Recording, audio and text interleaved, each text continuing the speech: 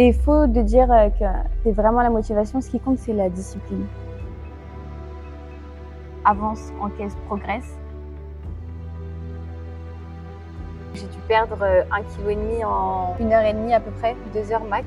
Je veux faire 3 ceintures mondiales, être au plus haut niveau, mais je sais que je ne ferai pas ça toute ma vie.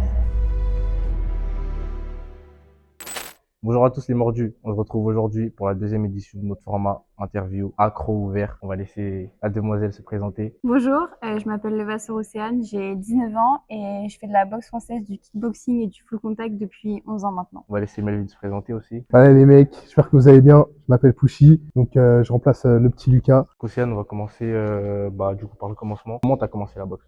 Alors au départ, je voulais pas du tout faire de boxe. C'est mon père qui m'emmenait dans une salle de boxe. Moi, je voulais pas. Je me disais, mais pourquoi on va se taper et tout? Genre, je voulais pas. Et puis au final, j'ai commencé et je suis très vite montée en compétition au bout de 1 an. Et j'ai commencé à Draveil dans une salle de boxe française. Je suis restée 10 ans là-bas et là, ça fait 1 an que je suis arrivée au Kraken Boxing Club. Donc si je comprends bien, ça fait 11 ans que tu fais de la boxe. Boxe française, j'ai commencé. Le kickboxing, ça fait 3-4 ans que je me suis mis dedans. Et le full contact, pareil. Et on dirait que ça prend bien le kickboxing, le full contact aussi. Ouais. Je vais te laisser nous dire ton palmarès.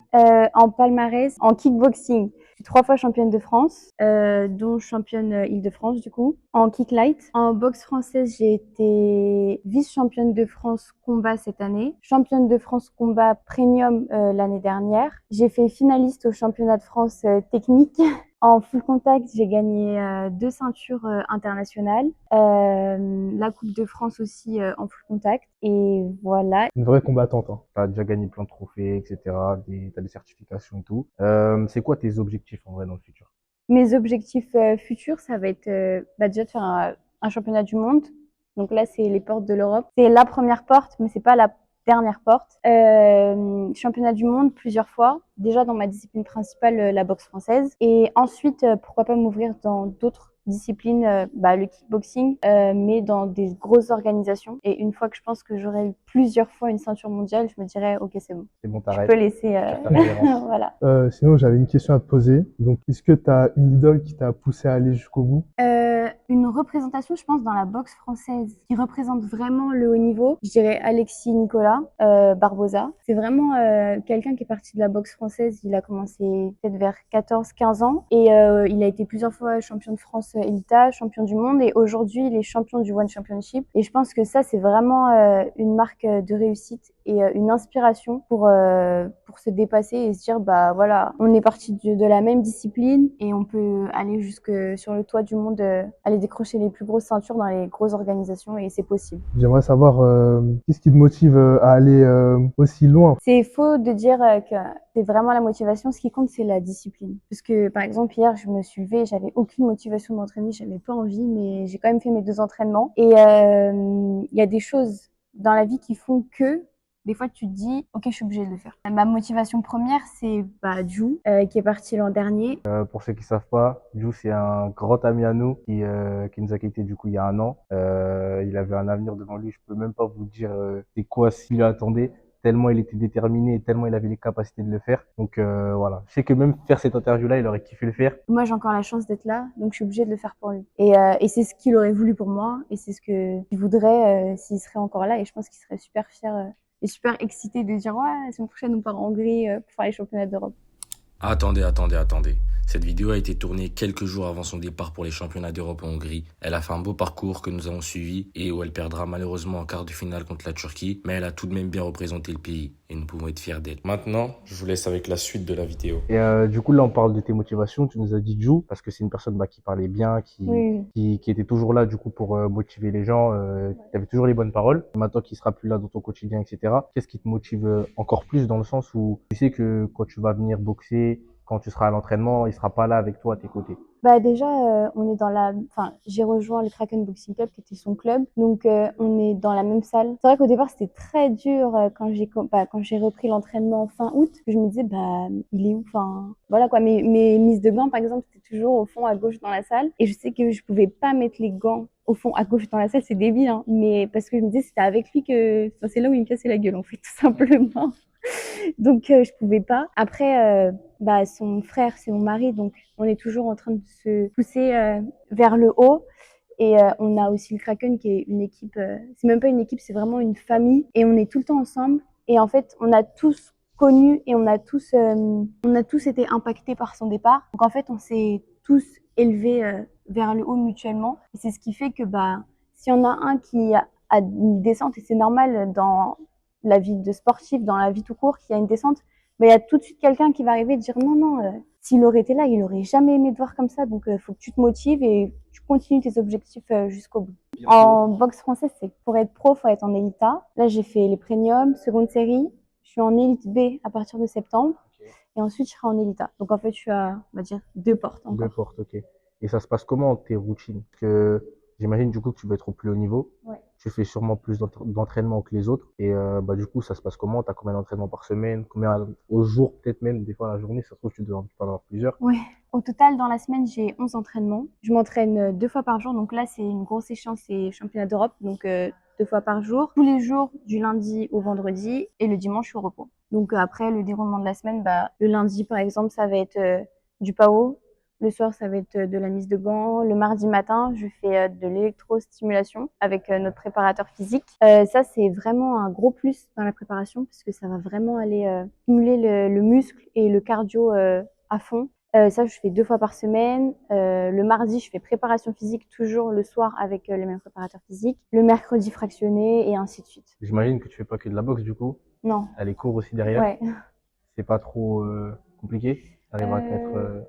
Il y a un moment où c'était un peu compliqué dans l'année de tout gérer, les cours plus l'auto-entreprise plus la boxe, mais j'ai un mari qui m'épaule beaucoup sur tous les jours, donc ça devient un peu plus allégé, mais tout ça c'est vrai que ouais, c'est un peu compliqué de tout jauger. Et t'es dans quoi comme école? Je suis à l'université Panthéon-Assas en droit. Du coup, comme objectif, du coup, tu nous as dit que vous allez faire le championnat du monde. Demain, on t'annonce que tu fais le championnat du monde. C'est quoi ta première réaction? Ma première réaction, il faut que je me prépare. Je suis sûr que tu pleures. Je pense pas que je pleure parce que en vrai, moi je fais OK, mais qui dit championnat du monde dit grosse préparation. Donc en vrai, j'appelle ma coach et je dis là faut établir un planning. Comment on fait? Parce que moi mes premières réactions c'est pas que je suis une trouillarde, je suis un peu téméraire et un peu trouillarde. Ça veut dire que je vais y aller à fond, mais je vais quand même réfléchir. Je vais pas me jeter dans la gueule du loup ou autre chose. Ouais, je vois, je vois. On a parlé de tes réussites et j'aimerais savoir plutôt tes échecs, du coup, Ouais. tes regrets, tes échecs. Déjà, comme tout sportif, hein, il y a des victoires et il y a des défaites. Cette année, je suis pas hyper contente de ma saison. J'ai pas fait tous les titres que je voulais. Malgré que j'ai fait, c'était ma première vraiment année en combat. J'ai fait 8 combats, 7 victoires. Mais bon, il n'y a pas 8 sur 8. J'ai perdu en finale puisque j'avais énormément de pression sur mes épaules, que je me suis mise toute seule. Le stress, c'est mon championnat de France, je dois réussir. Ju, il kifferait que je sois championne de France et tout. Et j'ai pas du tout su me débarrasser avant de monter sur le ring de tout ça. Alors que pourtant, j'attendais qu'une chose, c'était de faire ma finale et d'être championne de France. Et tout ce stress-là, j'ai vraiment pas du tout su faire avec. C'est ce qui fait que j'étais spectatrice de mon combat. Je suis descendue du ring. En fait, j'avais rien à dire parce que j'ai rien fait. Enfin, pour moi, personnellement, je n'ai rien fait. Par exemple, on me disait de faire un coup, je faisais totalement le contraire. Alors que je voyais que ça lui faisait mal, mais je faisais le contraire, j'écoutais pas les conseils, j'étais vraiment pas dedans. Ça, c'est un regret. Et après, j'ai pas arrêté. J'ai fait que de perdre 3-4 combats d'affilée. Perdu à la ceinture internationale. Ça représentait énormément pour moi parce que Ju, l'année dernière, il a gagné sa ceinture internationale. Je l'attendais vraiment de pied ferme. J'étais hyper stressée pour cette compète-là. Je me disais, il faut vraiment que je réussisse. J'ai pas le choix de réussir. Et au final, j'ai pas perdu parce que j'ai pas fait un bon match. J'ai perdu parce que j'ai fait des coups que j'avais pas le droit de faire. Le contact, c'est au-dessus de la ceinture. Et moi, je tapais dans les jambes. De réflexe de toutes mes gammes de l'année, c'était point, sortie, jambe en bas. Et du coup, sans le vouloir, je faisais ça et j'ai été disqualifiée. Bon, ça arrive. Mais j'étais vraiment... Cette défaite, elle avait vraiment un goût hyper amer. Surtout que quand tu fais beaucoup d'entraînement et beaucoup de compétitions, j'ai énormément enchaîné cette année. En fait, j'en avais marre. J'en avais marre de boxer. Et je me disais... ça me saoule quoi. Limite la meuf elle pouvait me taper, j'avais aucune fierté, aucun ego parce que j'en avais eu vraiment genre j'étais fatiguée un peu de ma saison. Et là après j'ai dit bon c'est bon je fais une pause et la pause elle a servi parce que là je suis à fond dans mes entraînements et je sais où je veux aller. Du coup, aujourd'hui, on voit qu'il y a beaucoup plus de personnes qui se mettent dans les sports de combat. Il y a beaucoup plus de personnes qui font tout ce qui est grappling, MMA, Ouais. tout ça. Toi, aujourd'hui, est-ce que ça t'intéresse qui est, du coup, c'est cette discipline qui est le MMA? Ouais. Parce qu'on sait que, du coup, souvent, les boxeurs, enfin, ils en ont marre de seulement Ouais, boxer, ouais. ils vont faire du MMA. Est-ce que toi, demain, tu te vois, enfin, ou tu te verrais, aller faire du MMA, boxer dans une cage, te mettre au sol, Ouais. lutter, etc. Est-ce que ça t'intéresse? En vrai, je suis hyper partagée. J'aimerais bien tester, mais le pied-point, j'aime trop ça. Dans le sens où le MMA, ça va pas être la même, déjà c'est pas le même temps. C'est pas le même temps de travail, c'est pas à peu près le même temps de récup. Et l'intensité, elle va être beaucoup plus, on se regarde, on fait du corps à corps, on fait des prises et tout, que vraiment se mettre des patates ou des low kicks. Et ça, c'est ce que, la dernière fois, je suis partie à l'ARES, qui était une très bonne organisation. Et en fait, c'est ça ça manque d'intensité. Enfin, dans ce que j'ai vu, il y a des filles, elles sont géniales, il y a grave d'intensité, tu te dis, ok. Mais il y en a beaucoup qui sont plus contre, de ce que j'avais vu, contre la cage et tout. Et c'est vrai que ça me paraissait un peu long et ennuyant.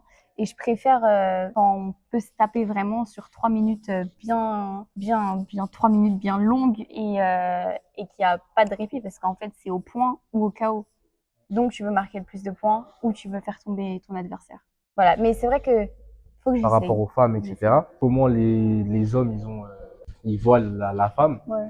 Toi, quand enfin, dans ta vie de tous les jours, etc., qu'on me pose la question en mode, tu fais quoi dans la vie, mis à part l'école, etc. Et tu réponds, moi, je fais de la boxe, je suis championne, etc., etc. Déjà, Ouais. comment ils voient, c'est quoi la réaction? C'est ah bon, on n'aurait pas dit une blonde aux yeux bleus comme ça. Enfin, c'est toujours les mêmes trucs qui ressortent, un peu clichés, mais Et ça te saoule ou pas? non, moi ça me fait rire. Moi, franchement, Et tu sais qu'en vrai, tu peux les coucher. Ouais, Les coucher voilà. facile. Ouais. C'est bien, ça me va en rire. Oui, Et oui, ça, oui. non. Au moins, je me dis heureusement parce qu'il y a des filles, elles font de la boxe, ou du sport de combat, elles sont super tracées. Enfin, on dirait un peu des mecs, quoi. Et moi, je veux surtout pas être comme ça. Donc, en vrai, je me dis tant mieux qu'on me dirait pas en apparence que je fais du sport de combat, quoi. Le jour où on me dit, ouais, t'es tracée et tout, je me remets en question tout de suite. Sachant que, tu vas aller au plus haut. Mm. Demain, tu tombes enceinte. Demain, tu tombes enceinte. Ça se passe comment pour toi? Tu penses que après tu coupes tout ou tu Non. continueras? Non, après, enfin, à chaque fois, je dis que je vais faire 3 ceintures mondiales, être au plus haut niveau, mais je sais que je ferai pas ça toute ma vie. Je sais que je vais faire ça tant que je le peux. Mais pour moi, si je tombe enceinte, c'est comme pour mes études, rien n'empêchera l'autre, je ferai une pause et rien ne m'empêche de reprendre après. Après, c'est vrai que j'aimerais finir, on va dire, tout ce que j'ai à faire dans le sport avant de pouvoir être maman, parce qu'après, moi, une fois que j'ai un enfant, j'en veux plein, donc Ok, ce je sera un vois. peu. Mais si ma carrière elle doit s'arrêter parce que je suis enceinte, parce que je suis enceinte. De toute façon, avoir un enfant, je pense que c'est la meilleure chose d'arriver. Donc, de toute façon, c'est que c'était écrit et voilà. Est-ce que tu as des anecdotes à nous donner? Ouais, moi, mes anecdotes, ça va être le poids. Je suis au poids, mais c'est très compliqué. Je suis tout le temps au régime dès qu'il y a une compétition. Les championnats de France premium combat, du coup, que j'ai fait en 2022. Je suis arrivée à la pesée et en fait, j'avais 1,5 kg en trop. Donc, ils m'ont regardé, ils m'ont dit, bah non. Donc, j'ai dû perdre 1,5 kg en 1 heure et demie à peu près, 2 heures max. Et c'est passé et j'ai fait mon titre. Donc, heureusement, parce que sinon,